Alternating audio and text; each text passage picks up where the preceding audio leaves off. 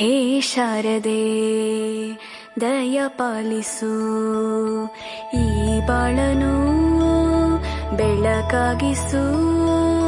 ಹೇ ಶಾರದೆ ದಯ ಪಾಲಿಸು, ಈ ಬಾಳನು ಬೆಳಕಾಗಿಸು. ನಾಳೆಗಳ ದಾರಿಯಲಿ ನಂಬಿಕೆಯ ನೆಲೆಯಾಗಿರಿಸು, ಮುನ್ನಡೆಸು.